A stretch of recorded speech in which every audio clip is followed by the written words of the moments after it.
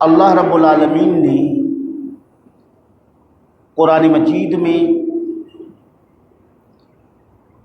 حضرت موسیٰ علیہ السلام اور آپ کی قوم کا ذکر بیان فرمایا ہے۔ حضرت موسیٰ علیہ السلام کے قوم میں ایک شخص قارون، جس کا ذکر قرآن مجید میں آیا ہے اور بڑی مشہور شخصیت گزرے ہیں، اللہ رب العالمین نے ان کو مال اور دولت عطا فرمایا تھا۔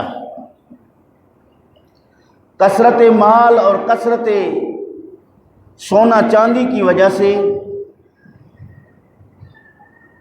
وہ تکبر، غرور کے معاملے میں مبتلا ہو کر حضرت سیدنا موسیٰ علیہ السلام کے ساتھ حسد کرنے میں مشغول تھا۔ قرآن مجید میں تلاوت کردہ آیت کریمہ میں اللہ رب العالمین نے اس قارون کا، اس کے خزانے کا ذکر کیا ہے۔ اس میں سے چند الفاظ جو دور حاضرہ کے مطابق اصلاح کے لیے میں نے تلاوت کی ہے، ان کا ترجمہ اور ان سے متعلقہ فقہی مسائل عرض کر کے اپنی جگہ لوں گا۔ اللہ رب العالمین نے قرآن مجید میں فرمایا وَابْتَغِ فِي مَا آتَاكَ اللَّهُ الدَّارُ الْآخِرَةَ، اور اللہ رب العالمین نے جو کچھ تجھے عطا کیا ہے اس سے تو آخرت کا گھر بنا۔ جو اللہ نے عطا کیا ہے اس سے کیا کر؟ آخرت کا گھر بنا۔ فرمایا وَلَا تَنْسَ نَصِيبَكَ مِنَ الدُّنْيَا، اور اپنے دنیاوی حصے کو نہ بھول۔ وَأَحْسِنْ، اور بھلائی کر، كَمَا أَحْسَنَ اللَّهُ إِلَيْكَ، جس طرح اللہ رب العالمین نے تجھ سے بھلائی کی ہے۔ وَلَا تَبْغِ الْفَسَادَ فِي الْأَرْضِ، اور زمین میں فساد پیدا کرنے کی کوشش مت کر۔ ان اللہ لا يحب المفسدین، بے شک اللہ فساد کرنے والوں کو دوست نہیں رکھتا، پسند نہیں کرتا۔ یہ تھا آیت کریمہ کا لفظی ترجمہ۔ یہاں اللہ رب العالمین کے پیارے محبوب محمد کریم صلی اللہ علیہ وسلم کی امت کے علماء فرماتے ہیں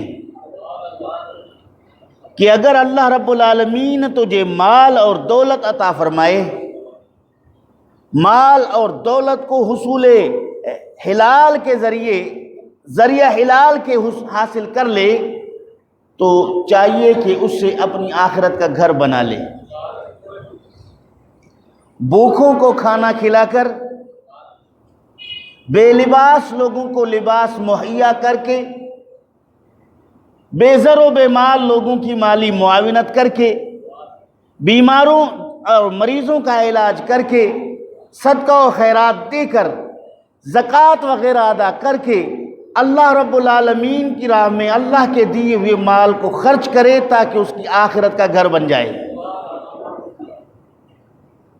ایک مالدار کو مال رکھنے کی جو وجہ ہے وہ بیان ہوا کہ اس سے ایک یہ ہے کہ اللہ نے جو مال عطا کیا ہے اس مال کی دولت کے گھمنڈ میں آ کر گمراہ نہ ہو جانا، بھٹک نہ جانا، تکبر اور غرور نہ کرنا، بلکہ دنیا میں اللہ رب العالمین کی رضا اس مال کے ذریعے حاصل کر، قبر، حشر اور میزان پل صراط کو آسان اسی مال کے ذریعے کر، تاکہ اس مال کو خرچ کر۔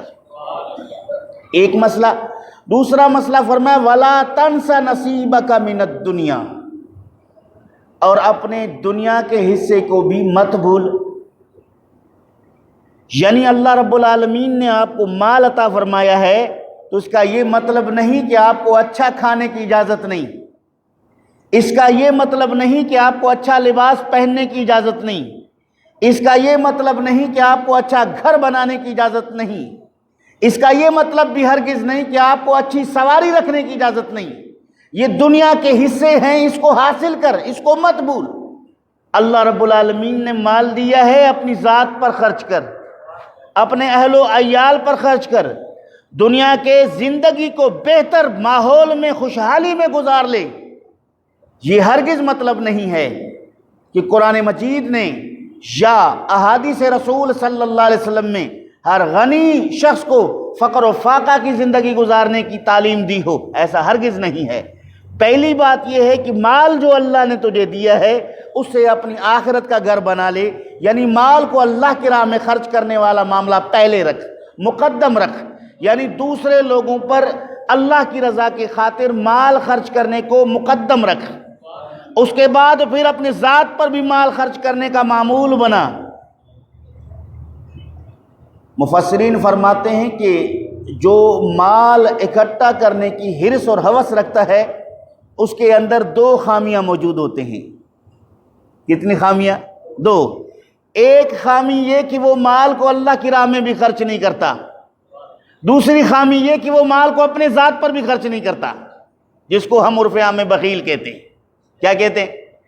بخیل کہتے ہیں، چونکہ اس کی فکر یہ ہے کہ اگر میں نے اس 100 کے نوٹ میں سے 10 نکالا تو یہ ٹوٹ جائے گا، 1000 میں سے 50 نکالا تو ٹوٹ جائے گا، لاکھ میں سے 1000 نکالا تو عدد ٹوٹ جائے گا۔ وہ عدد توڑنے کی فکر میں نہ اللہ کی راہ میں خرچ کرتا ہے نہ اپنی ذات پر خرچ کرتا ہے۔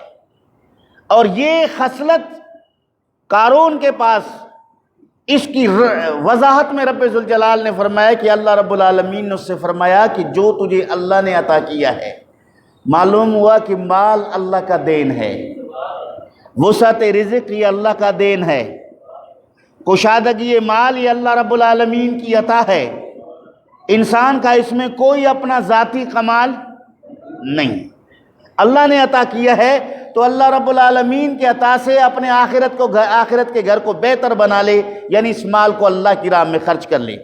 اس کے بعد فرمایا کہ اپنے دنیا کے حصے کو مت بھول، یعنی اپنے اہل و عیال پر بھی خرچ کر لے۔